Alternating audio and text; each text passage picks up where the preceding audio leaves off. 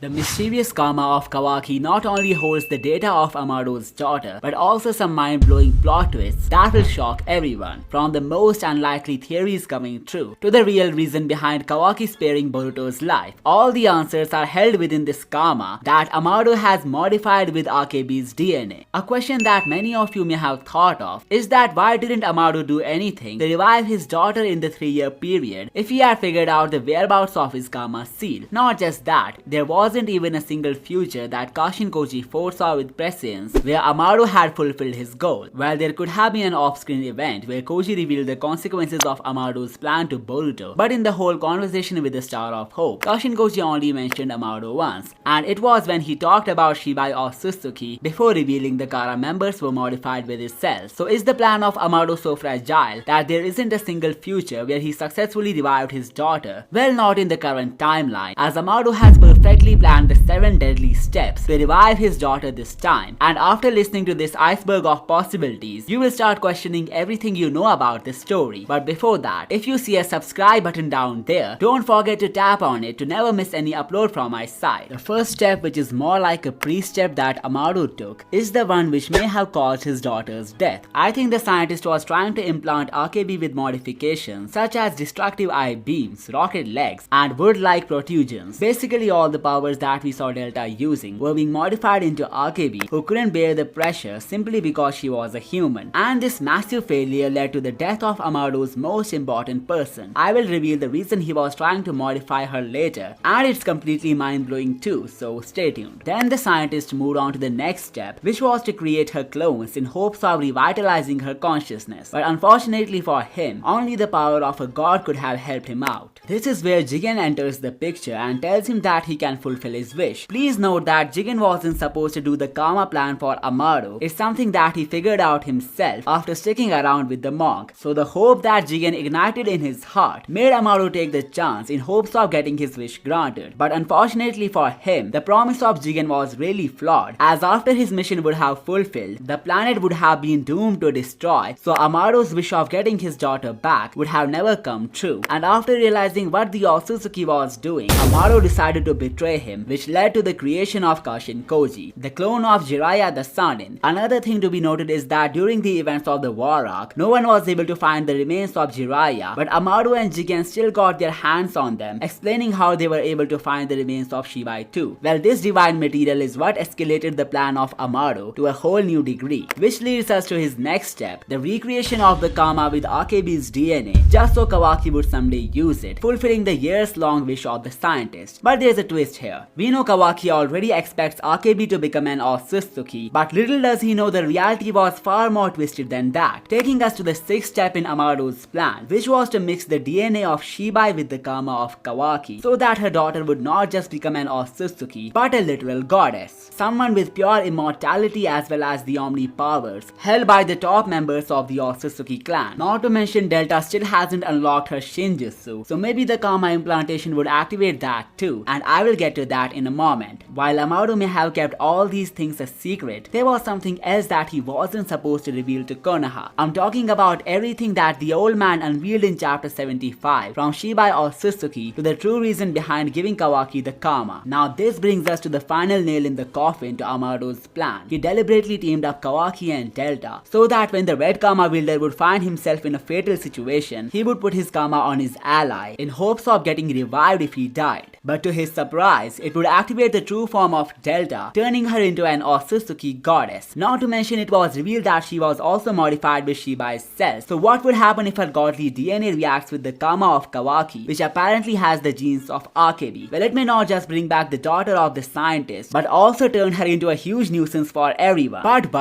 the prediction of Kawaki turning true will not make him the destroyer of Otsutsuki Akebi. Rather, the daughter of Amado could be the reason he would leave behind his hatred for Otsutsukis and start the shinobi shinobi apocalypse in Konoha. That's a crazy thought, right? So how in the world would that be possible, you may ask? I'm sure you must have seen this panel of Kawaki and Amado with the theories of the old man being Kawaki from the future timeline. Well, even though that theory was a complete nonsense, but the similarity between these characters is not coincidental at all. Amado could be the grandfather of Kawaki, which makes Akebi Sanzu his mother. Take a look at the similarities between both the characters. The yellow part of Kawaki's hair could have been an inheritance of Akebi, and both of them having this limb manipulation technique also hints at their connection. Akebi Sanzu passed away when Kawaki was just 2 years old, and this may be why Boruto mentioned his birth date when Amado was recalling the tale of his daughter. It must be a clever hint for us to deduce that Kawaki was 2 years of age when his mother died, and if these clues aren't enough to prove the mother-son connection of them both, then here is another point which solidifies the possibility further. Amado needed Kawaki to revive Akebi is simply due to the fact that they both share the same genetics. No matter whose karma was mixed with her genes, only Kawaki would have been compatible enough to bring her back to life, simply because he's her son. This also explains why they are in a team right now. All of it is being set up for a major mother-son reunion, and this is where the greater plot twist of the story would take place. Kawaki's hateful feelings will be shifted from Otsutsuki's to Shinobis for a pretty valid reason. The revival of Akebi Sanzu must come with her memories, right? And if she retains the memories of Delta as well, then she must recognize Kawaki as her son, whom she couldn't look after because of the untimely death caused by Amado's experiments. Kawaki, who was 2 years of age back then, might have some blurred memories of her mother, but looking at how far he has come by building a life for himself without having the need for love, Kawaki at first could want to kill Akebi even after realizing that she is his long lost mother. And here comes the entry of the biggest plot twist that was hinted in chapter 13, the Shinjutsu of Delta, which would now get transferred to Akebi. She could have obtained a power similar to Itachi, where she could show any person a glimpse of the past, and since this ability would be on the divine level, it's likely for Akebi to make Kawaki experience a reality where he would have not lost his mother, and once Kawaki would feel the mother's love, he would be told the reason behind her death. It was the fear of shinobis and the concern of Amado to get ahead of these conflict-oriented people. He could have been modifying her with power-ups just so she could protect herself and her son from shinobi attacks. She may have been able to unlock some powers, but just because there was no Otsutsuki involvement in her body, preventing her death was an impossible task, and this is what could have pushed Amado to take the 7 deadly steps in hopes of getting Akebi back. This brings us to Kawaki's change of heart, which would make shinobis his sole enemy. Upon listening to how he could have lived a conflict-free life if only the shinobi system never existed, he would then instantly shift his focus to them as they are the primary cause for a number of innocent deaths. Kawaki may also have a perspective shift on Otsutsukis, who are mainly driven by their instincts to get powerful, but the shinobis are different. They do evil deeds for their egoistic needs, which is why so many conflicts have erupted since centuries. He would realize that shinobis couldn't make use of chakra for the better, so they never deserved it at first place, and there was never someone as powerful as him who could make the shinobis have a taste of their own medicine. This might be why he changed his plan to kill Boruto. The future Kawaki no longer sees Otsutsukis as threats that need to be exterminated, especially Boruto, who must have proven to not be a nuisance. But the fact that a pro-shinobi versus pro-reform type of situation has erupted, Kawaki will have to seal Boruto just to succeed in his massive plan. This explains how the character development of arguably the most hated Boruto character would make him appear more sensible, unlike the perception of an outrageous monster which is set in many people's minds about him. I really believe a reunion with his mother and the revelation of these secrets that I mentioned earlier would make us relate more to Kawaki. He would now have reasons for what he's doing after realizing he was robbed of a whole life which could have been the best for him. The love of Lord Seventh, which made him devote his life to him, is nothing compared to the love that he lost with the death of his mother. And to prevent more people from facing a similar fate, he would go on a mission to end the shinobi system once for all. But what about his power levels? How would he go against people like Boruto if he really wants to destroy the corrupted shinobi world? The Kashin Koji said that the Kara members were modified with Shibai cells, and it was more or less a gamble for them to unlock one of his Shinjutsus. So was Kawaki, who was just a vessel, also modified with the godly DNA? Well, I think the answer is a yes, simply because he also has the Kara tattoo on his face, which identifies him as a member. Further, Code was also a vessel at some point, but looking at how he was modified with Shinjutsu too, it's very likely that Kawaki was implanted with the cells of Shibai as well. Now you could say modifying Kawaki with such DNA would have been a waste, since Ishiki's DNA would have have overwritten each cell in Kawaki's body, including the Shibai ones. So what if Amado implanted those cells to Kawaki when he reconstructed the Karma seal with Akebi's data? This means the Karma of Kawaki not just holds the DNA of his mother, but also the cells of an Otsutsuki god, and once activated, he could tap into a godly power strong enough to defeat Boruto. Otherwise, he wouldn't have picked a fight with him if he knew he couldn't handle it. All of this went completely unnoticed by Koji's prescience, just like the rebirth of Ninetales inside Himawari. The whole focus is currently on the Shinjutsu and not the things that go wrong beyond them. And if it's not the divine power-up of the Shibai cells, then the only way for Kawaki to get more stronger is to consume the Soul Thorn bulb of Jura. One of the reasons that make me believe he could eventually obtain the powers of this humanoid Ten-Tails is because of this staff that he can be seen using in the future. Jigen had a similar staff and he used that to tame the Ten-Tails too. So Kawaki using a staff similar to Jigen could be a symbolic reference to the monk who used to own the Ten-Tails that he has fused with. Pretty much explains why his outfit looks like him and how he got so much powerful in the future. It's the power of the Ten-Tails that made Kawaki an enormous threat, and now with all the knowledge of the past, he's on a mission to destroy the shinobi system once for all. The whole character of Kawaki is based on how he misunderstood love and took the most extreme decisions possible. The lack of love made him feel like he just needs to live a normal life far from the drama of Jigen, the Karma and the Otsutsukis. But as he was exposed to love by Naruto, he created a life goal that Lord Seventh must be protected even for the sake of his own life. Amado somehow knew this and used this belief of Kawaki as an excuse to return him the Karma seal. The power that he once hated was now becoming a reliability. Then he got so concerned and paranoid from the thought of Naruto's death that he sealed him in another dimension and went after his biological son. To keep himself safe at every level, he used the love of Aida to make everyone believe that Naruto is dead and Boruto is the killer. If Aida had never loved him, she wouldn't have made such a big lie for his sake. He didn't even realize that turning Naruto into a living sculpture and driving him out of his everyday life was just inhumane and borderline insane. Kawaki's character was not meant to understand love, and if the Akebi theory comes true, then we would get to see him make the same mistakes that he has made ever since Naruto took him under his wing. Boruto is trying to help in hopes of Kawaki turning a new leaf, but this isn't the story of Naruto and Sasuke. That's why I believe Boruto killing Kawaki is the only way out. So let's understand in depth why this may be the case. But before we move forward, please make that sub button disappear if you haven't already, and comment down your thoughts on the Akebi theory. Those blue eyes will take everything away from you. What if this prophecy was actually for Kawaki? Well, before you tell me that's not possible and Aida was the one who took everything away from Boruto, and what's revealed to Boruto cannot be used for Kawaki, hear me out. Kashin Koji, after explaining his Shinjutsu to Boruto, didn't force his will onto the prodigy. He tried to understand what he wants to do by his own will, which includes teaching Kawaki a lesson that make him revert to the right path. This approach of Boruto was very similar to how Naruto saw the Sasuke situation back in the day. The only problem in Boruto's case is that no one would see him as the genuinely good guy who went rogue to revert his friend. Rather, they will see him as a madman, as they cannot doubt their false memories, where Boruto is the one who killed Kawaki. Well, this was just an ideological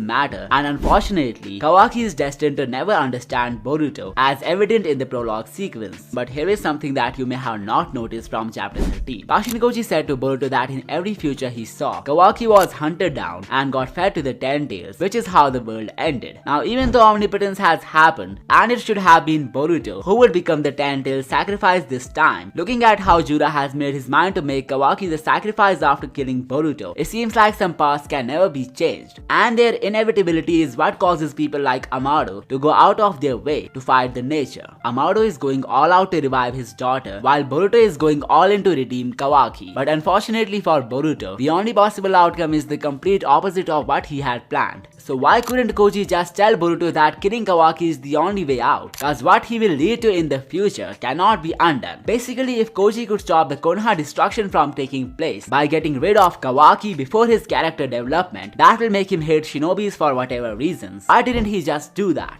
Could it be that he already knew the fate of Kawaki and was hesitant to reveal it to Boruto after seeing how determined he was to save his counterpart? Well, that would actually be a solid twist, explaining why Boruto is acting so cold. He knows all his efforts could get wasted due to the inevitability of some events like Kawaki's shinobi hatred, but he's still trying to change the odds in his favor. Well, that may be a solid possibility, but the theory that I'm about to tell you now is really mind-blowing, so make sure to subscribe if you are enjoying and comment down your thoughts on this theory. I believe just just like every Shinjutsu has some drawback, the same is the case with prescience. It can't be a totally broken jutsu which tells you what's happening in the future just so you could prepare yourself to avoid the worst case scenario. If that was the case, then Konoha would have never been destroyed during the prologue sequence. So the reason that I believe prevented Koji from saving the world is the flaw of prescience ability. I believe just like how Aida cannot look into the past before the day she was born, something similar is the case with Kashin Koji, the only twist being he cannot see in the future after the point when he dies. This means if he's dead before the fight between Boruto and Kawaki, he won't be able to inform Boruto about this event, and maybe he himself would have no idea about this. Now you could ask me if he was able to look into the far future where Boruto had mastered broken techniques, how wouldn't it make sense for him to peek into the fight of Boruto and Kawaki? Well, simply because he wasn't alive in this timeline when this fight was taking place. While in the other timelines where Boruto had learned the broken powers through some source, he was indeed alive, which is how he's able to instruct those abilities to him. But in a future where he was already dead, there is no way for him to see what's happening there. So now that we know why Koji might not be able to warn Boruto about Kawaki and why he did not tell him the consequences of trying to save his so-called brother, is because he's only alive till the Shinju conflict is over, and once the upcoming character development of Kawaki gets fulfilled, it could lead us to a future where Koji himself is dead, explaining why he couldn't help Boruto in avoiding the only possible outcome. Take a look at how he noticed Koji's frog in the last chapter. Some people found it funny, but it's just the beginning of another deadly phase of the story. After coming to know that Kashin Koji has the power to see the future, Kawaki could make up his mind to kill the old man, as he obviously wouldn't like anyone to know his next move, the plan of exterminating every shinobi, something that only Koji will get alert about, which is why he would need to get rid of him as soon as possible. And just like how Jiraiya died with the rods of pain, Koji will walk down the same path to die by the chakra rods of Kawaki. So that was how the end of Kashin Koji will pave the way for Kawaki to be the destroyer of shinobis. Something that not even Boruto was expecting to come true has happened, and that is why he was forced to use the pure power Jogan to defeat Kawaki. I have also made a video on how this eye is awakening very soon, so make sure to check that out after this one. Now as for how the blue eyes prophecy could actually be directed to Kawaki, I think it's more about clever writing than taking things literally. We know the plot armor will make Boruto victorious against Kawaki. This means the red karma wielder would lose his everything against a blue-eyed boy simply because he couldn't keep calm on his nerves. The egoistic approach to save his loved ones escalated, which is how he reached a point where only the end of shinobi age was the solution. It's something that Boruto cannot see. As long as the shinobi system is there, conflict will never end. But it is not just limited to conflict. Kawaki is apparently trying to make humanity powerful enough to protect themselves. Something that shinobi laws and regulations couldn't achieve is what Kawaki's vision for everyone is. In his eyes, shinobis will always be the first ones to die, and he cannot put his beloved Hokage in the hands of the most fragile race in the universe. The people who carried the lineage of Kaguya and spread the chakra and jutsus so much that it eventually created conflict and flaws in their own systems. But Osatsukis are different than humans. They did not create any conflict among themselves, and even order to not kill their own kind. This may be why Kawaki feels the Osatsukis, who are his main targets anyway, are still more reformed than the people of his planet. So will Kawaki end up killing all the shinobis, or could his plan deal with upgrading each one of them with Shibai cells, and those who don't unlock godly abilities like Boro will face an inevitable death? Kawaki's justification for killing every shinobi who couldn't unlock Shinjutsu would be that they are still bound to die terribly by the hands of Osatsukis in the near future, so he just preponed their end, which is not that bad in his eyes. Now let's go back to the main and final point. Boruto will have to kill Kawaki in the Battle of the Hokage Mountain, not just because he has wreaked so much destruction on this planet, but also due to the fact that he won't stand a chance against Osatsukis, who could be on their way to feed him to the 10 days, fulfilling the major prophecy of Kashin Koji. So in order to stop the future from getting more and more worse, Kawaki needs to die in every possible future. He's literally the reason for every misery on Boruto's life, but the fact that the prodigy will try to take his father's approach to stop him will only prove that without harsh steps, a harsh reality cannot be avoided. Let me know what you think about these theories down below, and check out these videos to find out more about Boruto and his Jogan awakening. I will see you next time.